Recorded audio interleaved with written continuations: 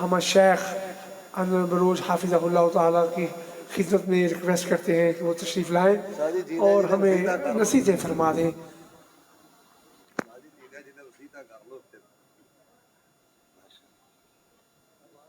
ان الحمد لله نحمده ونستعينه ونستغفره. اما بعد فاعوذ بالله من الشيطان الرجيم من حمده ونفخه ونفسه. يا ايها الذين امنوا اتقوا الله حق تقاته ولا تموتن الا وانتم مسلمون. نصیحتیں ماشاءاللہ بہت ہو گئی ہیں، عمل کیتا جائے تو کافی ہے.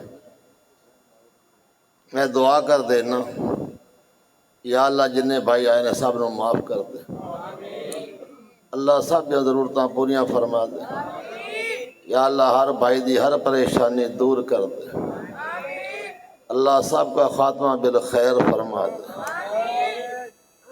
آؤ نبی دی حدیث سنو، بس گل تھی بس ہو جائے گی انشاءاللہ، لمبی بات نہیں ہوئے گی. جو آدمی خاتمہ بالخیر چاہتا ہے کہ میں مردے ہویا کلمہ نصیب ہو جائے، میرا خاتمہ بالخیر ہو جائے. صحیح مسلم دی حدیث ہے، فرمایا نبی علیہ الصلوۃ والسلام نے من سرہ ان یلقى اللہ غدا مسلما، جو آدمی یہ چاہتا ہے کہ کل میں اللہ سے ملاقات کراں، میں مسلمان ہو کے جاواں، مسلمان ہو کے مراں، اس کو چاہیے فَلْيُحَافِظْ عَلَىٰ هَٰؤُلَاءِ الصَّلَوَاتِ حَيْثُ يُنَادَىٰ بِهِنَّ، وہ 5 نمازیں اللہ کے گھر میں ادا کیا کرے. اللہ کا وعدہ ہے اس کی جب بھی موت آئے گی یہ دین اسلام پہ آئے گی، یہ جدو دنیا سے جائے گا کلمہ نصیب ہو جائے گا.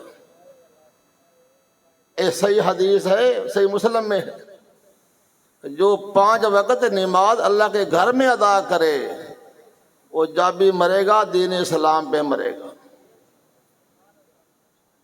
اس طرح میرے بھائیوں میں آپ کو نصیحت کرنا کہ جدو نماز کا ٹائم ہو جائے رب دے گھر میں آیا کرو. یہ انشاءاللہ سے پابندی کر لو گے اللہ دا وعدہ تھوڑی موت سلامتی آئے گی، کلمہ نصیب ہو جائے گا. اللہ کو دعا ہے اللہ ہم سب کو معاف فرمائے، کیونکہ بیان بڑے لمبے ہو چکے نے، بڑے بڑے اچھے خطباء دے ہوئے نے، بڑے بڑے علماء دے ہوئے نے. اس تا ادنا جا طالب علم ہاں گیا، نہ انہا وال ہوندا ہے نہ انہی گل ہوندی ہے، جو کر گئے نے. اللہ ہم سب کو عمل کی توفیق عطا فرمائے، اللہ ہم سب کو معاف فرمائے. ماشاءاللہ جزاک اللہ. اب اذان ہوتی ہے تو نماز ہم پڑھتے ہیں، نماز کے بعد انشاءاللہ کھانا.